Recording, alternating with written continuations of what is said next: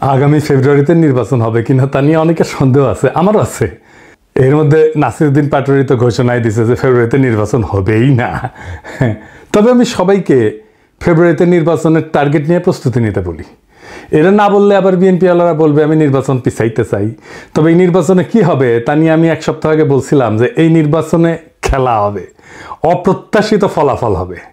উনি আশায় আছেন একটা ভালো নির্বাচন দিতে পারবেন, দিতে পারলে ভালো, তবে আমি খুব ভরসা পাইতেছি না। তবে এই নির্বাচনে খেলা হবে, অপ্রত্যাশিত ফলাফল হবে, আমি আগেই বলে রাখতেছি। দেখেছেন? আর আল্লাহর কি কাম, এটা নতুন জরিপ আসিছে। আসেন আমরা আগে সেই জরিপের ফলাফলটা দেখে আসি। 12% মানুষ বিএনপিকে ভোট দিবি বলিছে, 10.4% মানুষ জামাতে ইসলামীকে ভোট দিবে বলিছে, মানে 10.5% মানুষ। 7.3% মানুষ আওয়ামী লীগকে ভোট দিবে বলিছে, এবং 2.8% মানুষ, মানে প্রায় 3%-এর মতো মানুষ এনসিপিকে ভোট দিবে। তবে কাকে ভোট দিবে এ বিষয়ে এখনো সিদ্ধান্ত নেয়নি 48%-এর বেশি মানুষ। অন্যদিকে জরিপে কাকে ভোট দিতে চায় তা বলতে রাজি হয়নি 14.4% মানুষ। এটা BRAC institute of governance and development BIGDর একটা জরিপ। 8 মাস আগে গত অক্টোবর মাসে একই প্রশ্ন করা হয়েছিল এবং এরাই এই স্টাডিটা করছিল। সেখানে 16.30% মানুষ বিএনপিকে ভোট দিতে চাইছিল, 11.30% মানুষ জামাতকে ভোট দিতে চাইছিল এবং 2% মানুষ এনসিপিকে ভোট দিতে চাইছিল। তার মানে জরিপ অনুযায়ী 8 মাস পরে বিএনপি এবং জামাতের ভোট কমছে, এনসিপির কি সামান্য কিছু বাড়িছে। তবে 62% মানুষ এই রাজনৈতিক দলগুলোকে ভোট দেবে না, তাই না? কারণ তারা হয় বলতে রাজি হয়নি, অথবা তারা এখনো সিদ্ধান্ত নেয়নি। এরা এই 1 বছরে তাদের উপর থেকে আগের সমর্থন হারে সরাই ফেলছে, আরও ফেলবে। বিএনপির জনসমর্থন, দলের জনসমর্থন 26.32% কমিছে। হে প্রভু হরিরাম কৃষ্ণ জগন্নাথ প্রেমানন্দী, ইয়া ক্যা হুয়া। ছাত্রী ইনস্টিটিউট অফ ক্রিটিক্যাল থিঙ্কিং এর হোয়াটসঅ্যাপ শাখার গলা পর্যন্ত পানি আগা। বিএনপিকে জিততে পারবে, তারা মনে করতেছে পারবে, কারণ আওয়ামী লীগের এই 7.3% ভোট তারা নিবে। কিভাবে তারা নিবে, কৌশল কি, আসেন সেটা একটু বুঝে দেখি। তারা তাদের নেতাদের একটা অংশকে মুজিব, ধানমন্ডি, 32 নম্বর আওয়ামী লীগ নিষিদ্ধ করার প্রশ্নে আওয়ামী লীগের যে বয়ান সেটা ফেরি করার কাজে নামাই দিছে। আমরা জানি এই যে শেখ রুমিনুর রহমান, ফজা পাগলা, হাবিবুর রহমান হাবিব, এরা তো কেন্দ্রীয় পর্যায়ে, এমনকি জেলা পর্যায়ে, উপজেলা পর্যায়ে পর্যন্ত আওয়ামী লীগের ভোটার, বিশেষ করে হিন্দু সম্প্রদায়ের কাছে তারা একই বয়ান ফেরি করিচ্ছে। শুনেন, এটা বগুড়ার শাহ আলম সাহেব করছে। কিন্তু সংগঠন হিসেবে আওয়ামী লীগ নিষিদ্ধ চাই না। অথচ আজকে যারা বেহেশতের টিকিট দিতে চায়, জামাতের মধ্যে একটি নতুন সংগঠন করেছে হিন্দু জামাত, এটা কখনো সম্ভব? তারা এবং নতুন একটি রাজনৈতিক দল মিলে 3 দিনের ভূমি আন্দোলন করে স্বাধীনতার নেতৃত্বকারী একটি রাজনৈতিক দল, বাংলাদেশের সবচেয়ে পুরনো একটি রাজনৈতিক দল, সেই দলকে বাংলাদেশে নিষিদ্ধ করেছে, যেটা রাজনৈতিক ভাবে সঠিক সিদ্ধান্ত হয়েছে বলে আমি বিএনপির একজন কর্মী হিসেবে মনে করি না।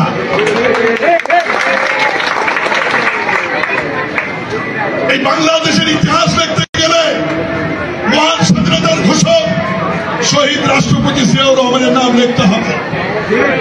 এই বাংলাদেশের স্বাধীনতার ইতিহাস রচনা করতে গেলে মুক্তিযুদ্ধের নেতৃত্বকারী দল আওয়ামী লীগের তৎকালীন সভাপতি শেখ মুজিবুর রহমানকে অস্বীকার করা যাবে না।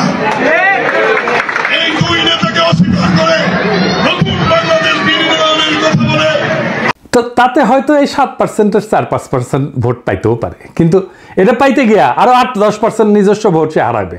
তাহলে আসলে রাষ্ট্র ক্ষমতায় কে যাবে? আপনারা বুঝতেই পারতেছেন যে যারা এখনো সিদ্ধান্ত নেয়নি কাকে ভোট দেবে এবং যারা বলতে চায়নি, তারাই আসলে ঠিক করবে কারা রাষ্ট্র ক্ষমতায় যাবে। তো যাই হোক, এইটা আলোচনাটা বিস্তারিত আসার আগে বিএনপি দলটা কিভাবে ফাংশন করে সেটা একটু বুঝাই। তাইলে এই যে কেন এই রুমিনুর রহমানরা এই কাজ করে এটা বুঝতে পারবেন, এবং কিভাবে তারেক রহমানের নিরঙ্কুশ নিয়ন্ত্রণ নিশ্চিত হয় দলের মধ্যে এটা বুঝতে পারবেন। আর এই পদ্ধতিটা বিএনপির সবচেয়ে বড় দুর্বলতা। আমি এটা বিএনপির সাথে কাজ করতে করতে গিয়ে আবিষ্কার করেছি। আসেন দেখি এটা কেমন। বিএনপিতে 2টা কাজ করে। এক, সোশ্যাল কনফ্লিক্ট, যেটা সমাজে যে দ্বন্দ্বটা আছে সেটাকে ইন্টারনালাইজ করে ফেলে, মানে সেটা নিজের ভিতরে ঢুকে ফেলে, দলের ভিতরে ঢুকে ফেলে। মানে ধরেন সমাজে আওয়ামী লীগের রাজনীতি চলবে কিনা, এটা নিয়ে একটা দ্বন্দ্ব আছে, তো সেটাকে সে দলের মধ্যে নিয়ে ফেলে। আওয়ামী লীগের রাজনীতি করা উচিত এমন একটা দল তৈরি করে নিজের দলের মধ্যে এই মত প্রচার করবে, আর তার বিপরীতে আরেকটা দল তৈরি করে যারা ভিন্ন মত প্রচার করবে। এটি হইতেছে এক্সটার্নাল কনফ্লিক্টকে ইন্টারনালাইজ করা। কি সুবিধা পায় এতে?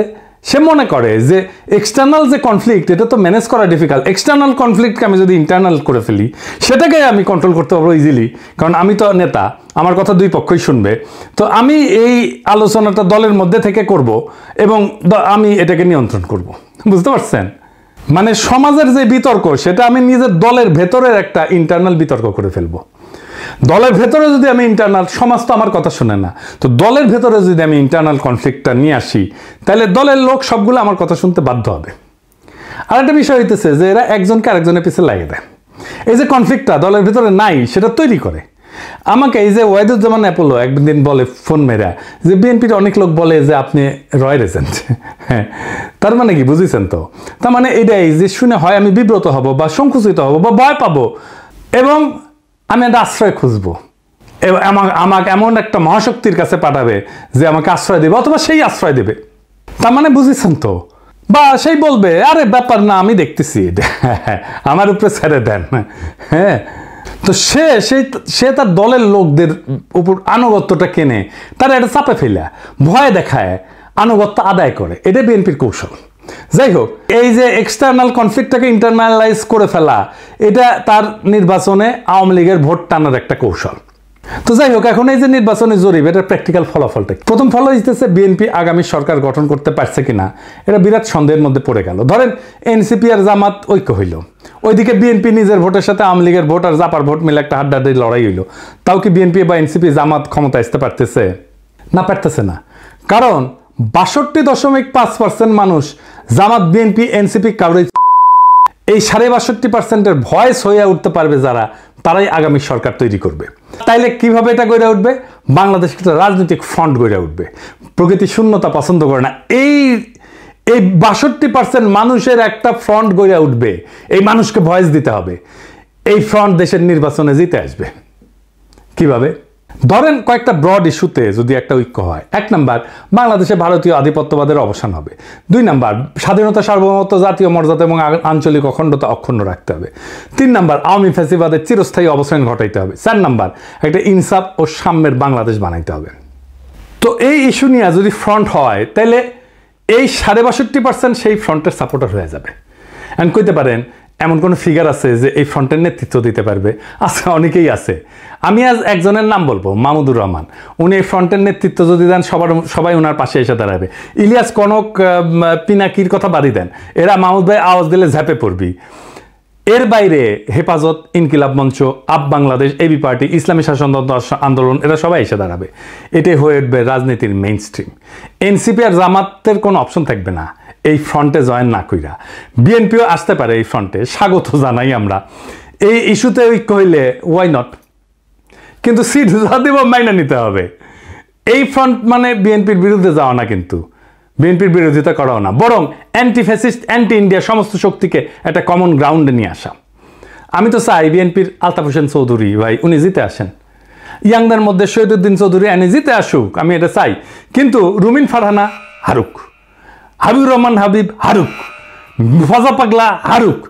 আমি যদি ইলেকশনের আগে দেশে যেতে পারি, আমি আলতাফ ভাইয়ের এলাকায় গিয়ে ক্যাম্পেইন করে দিয়ে আসবো, যেন উনি যেতে ধানের শীষের ক্যাম্পেইন করে দিয়ে আসবো। আমার ক্যাম্পেইনের দরকার নাই ওনার জেতার জন্য, উনি এমনি জিতবেন, কিন্তু আমি যাব আমার নিজের মনের শান্তির জন্য যাব, যে আমি আলতাফ ভাইয়ের ইলেকশনে কিছু কাজ করেছিলাম। তো এই যে ফ্রন্ট, এই ফ্রন্টের সুবিধা কি হবে? এই ফ্রন্টে রাজনৈতিক দলের মাতবরি থাকবে না। রাজনৈতিক দলগুলোকে কিন্তু দেশের মানুষ পছন্দ করে না, বিশ্বাসও করে না। সেজন্য রাজনৈতিক দল অ্যান্টি হাসিনা লড়াইয়ের নেতৃত্ব দিতে পারেনি। এটা মাইনে নিতে হবে সবাইকে।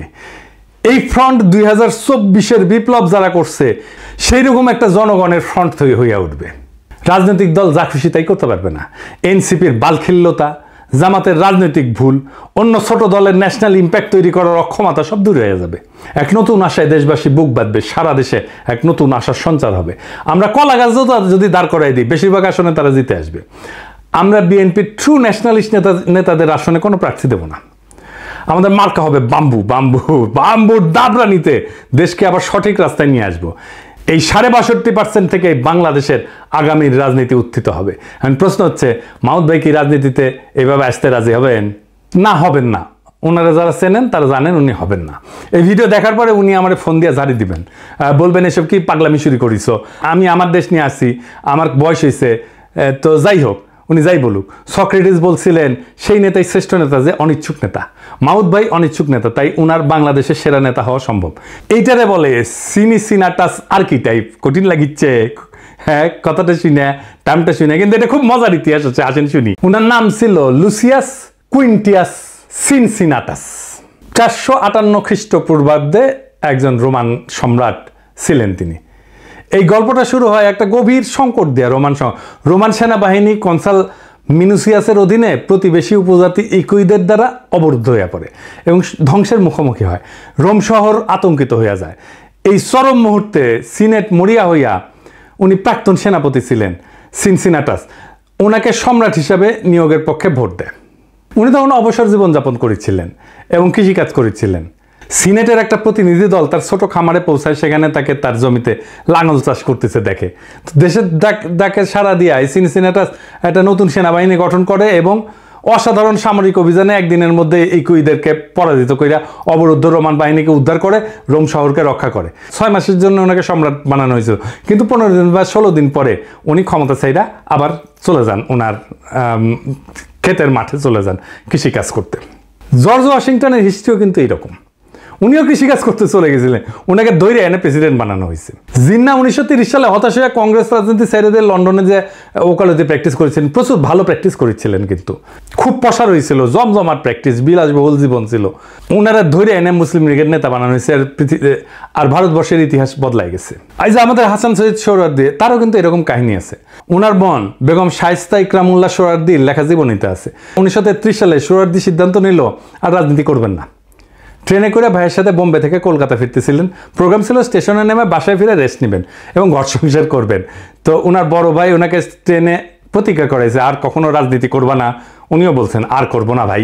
তো যাই হোক, হাওড়া স্টেশনে নামার সাথে হাজার হাজার মানুষ ওনাকে ঘিরে ধরে আল্লাহু আকবর, সোহরাওয়ার্দী জিন্দাবাদ স্লোগান দেওয়া শুরু করে। ওনার মাথায় নিয়ে মিছিল করা শুরু করে।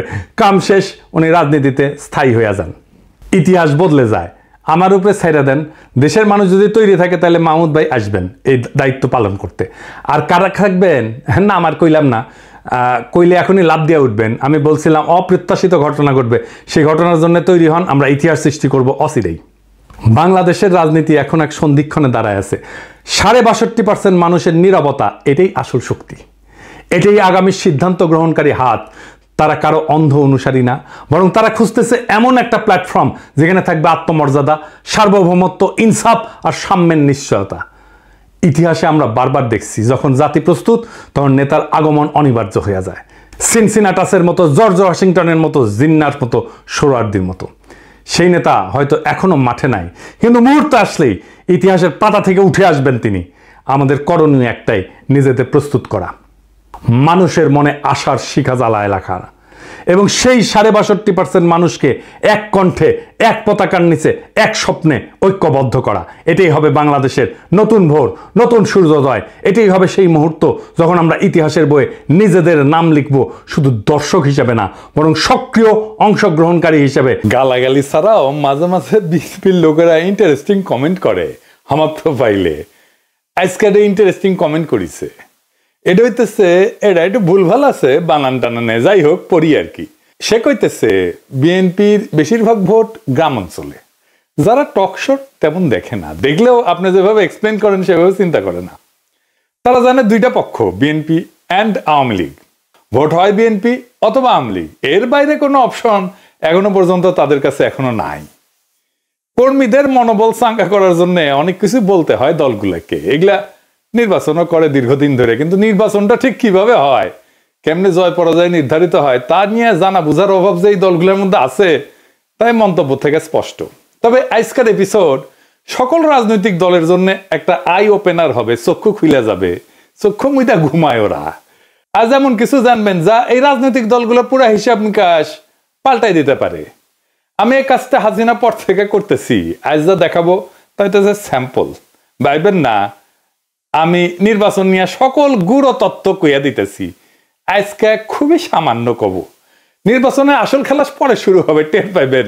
আজ শুধু হালকার উপরে ঝাকসা দেখাবো, কোন এক্সটেন্টে এই কাজ যাইতে পারে সেটা বুঝতে পারবেন। আপনারা জানেন কি যে সিলেট সদরে যেই দল জিতে সে দল সরকার গঠন করে।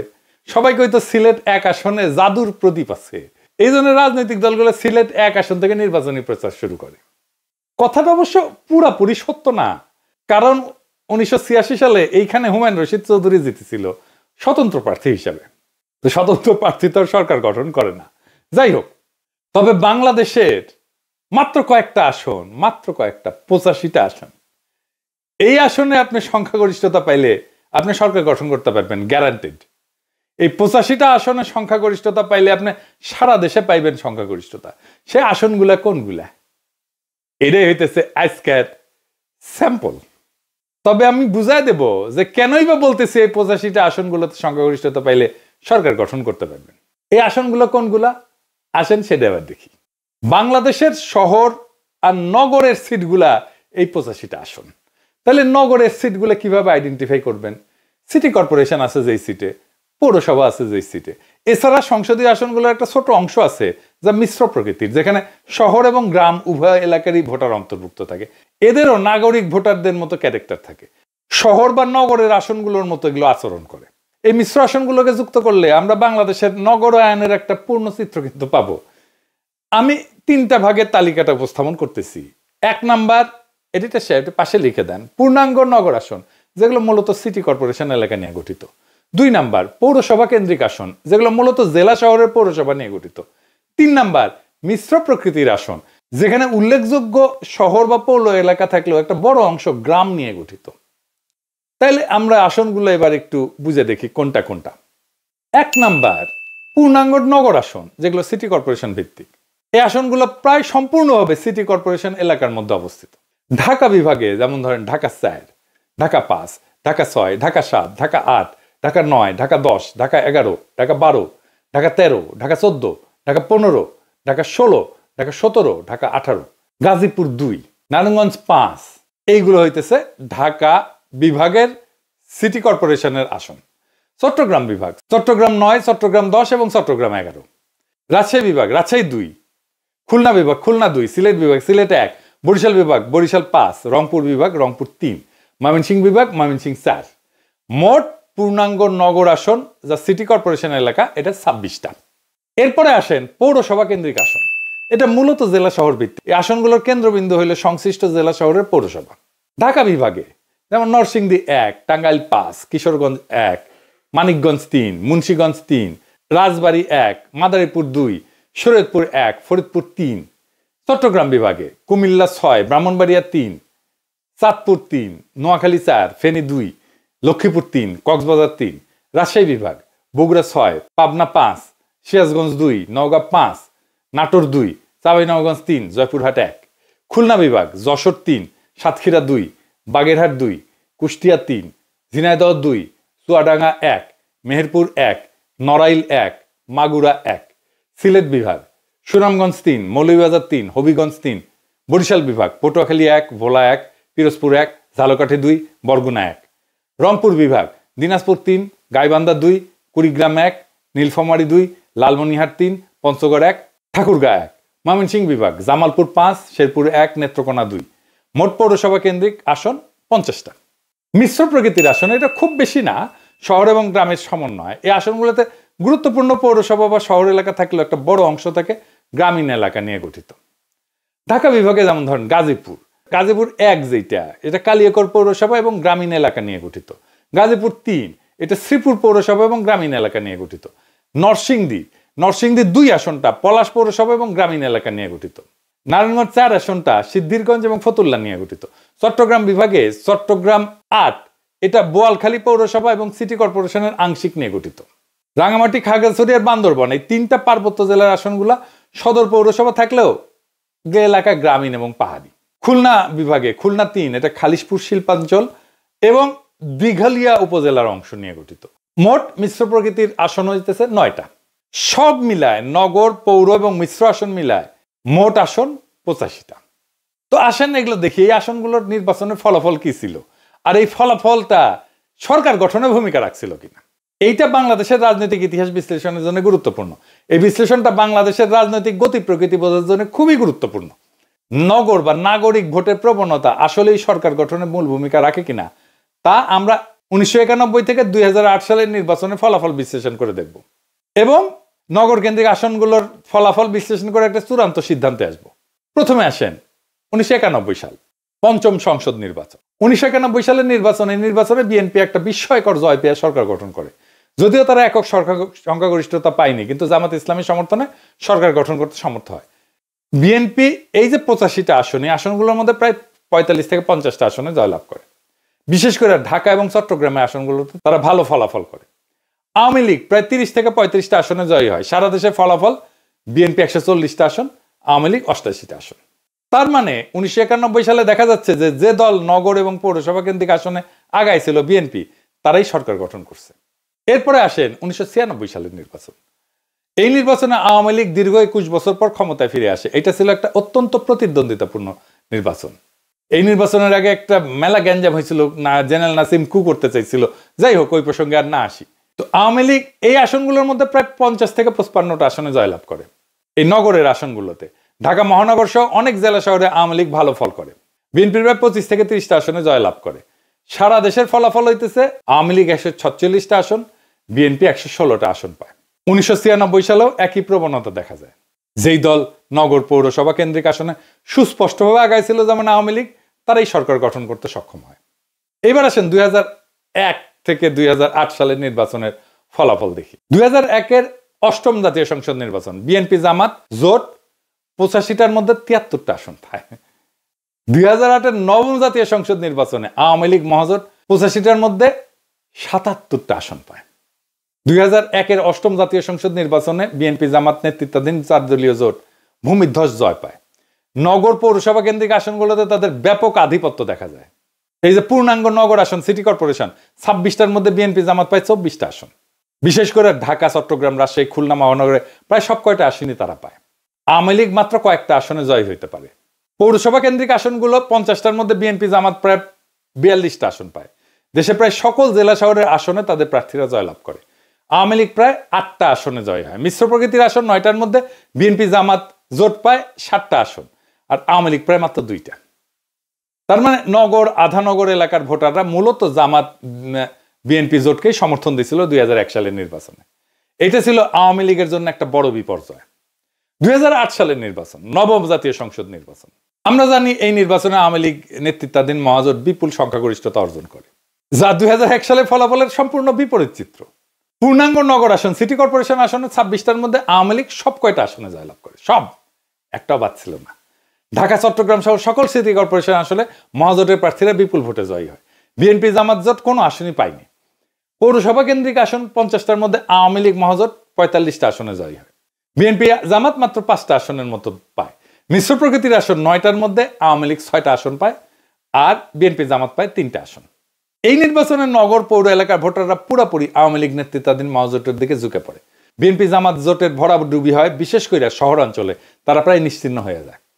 এই তথ্য থেকে স্পষ্ট যে বাংলাদেশের নগর এবং পৌরসভা কেন্দ্রিক আসনগুলোর ভোটাররা নির্দিষ্ট কোনো দলের স্থায়ী সমর্থক না, এবং জাতীয় রাজনৈতিক প্রেক্ষাপট অনুযায়ী তাদের ভোটের ধারা পরিবর্তিত হয়।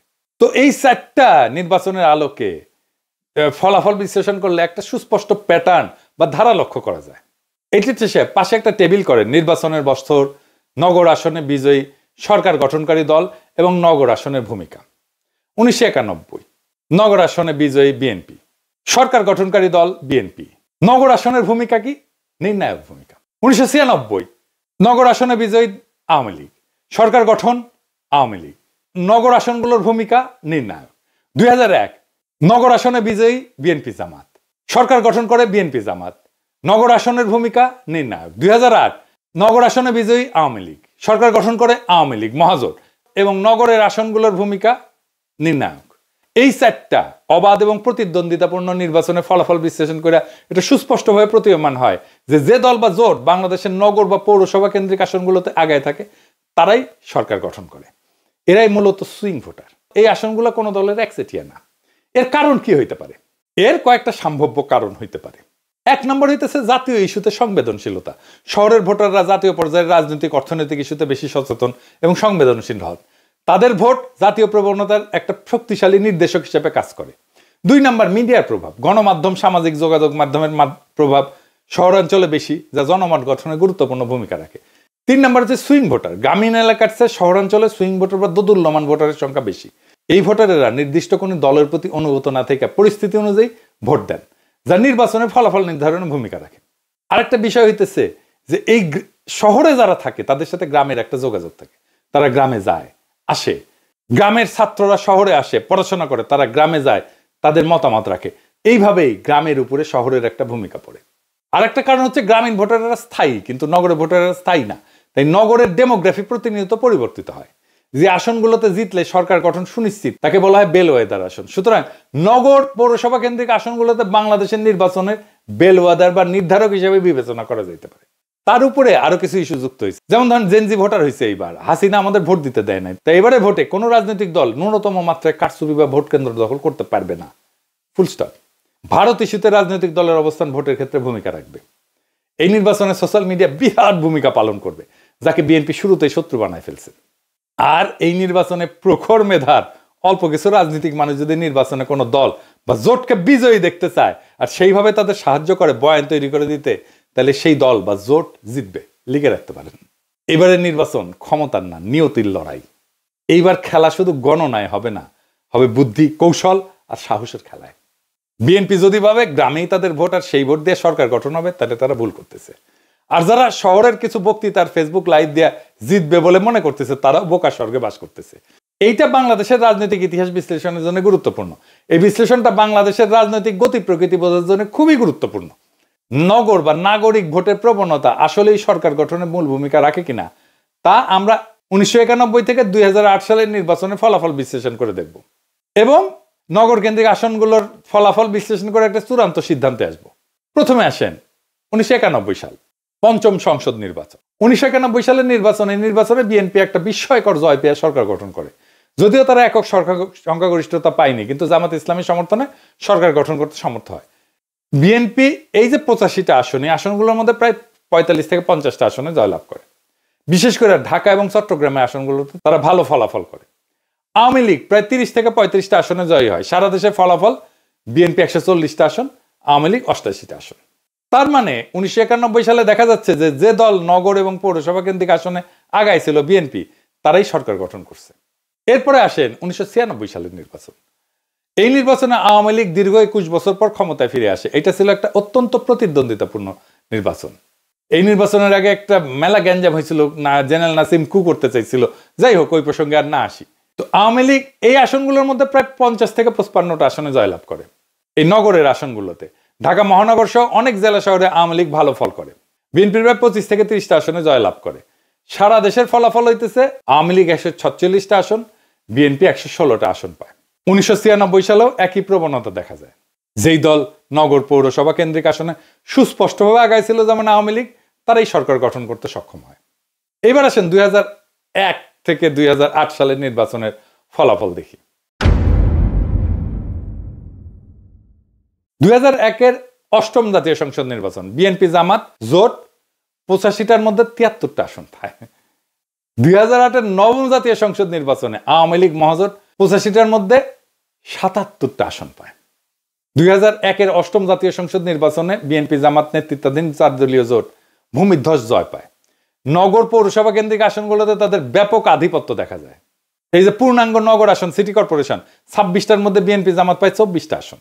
বিশেষ করে ঢাকা, চট্টগ্রাম, রাজশাহী, খুলনা মহানগরে প্রায় সব কয়টা জয় হবে তাদের, যারা অন্তঃসার শূন্য দলান্ধতা ভাঙ্গা একটা বড় রাজনৈতিক ফ্রন্ট তৈরি করতে পারবে, যারা বুঝবে এবার শুধু পুরনো রাজনৈতিক শক্তি ভারতের সম্প্রসারণবাদের দেশীয় ল্যাসপেন্সারদের হারালেই হবে না, মানুষকেও জয় করতে হবে।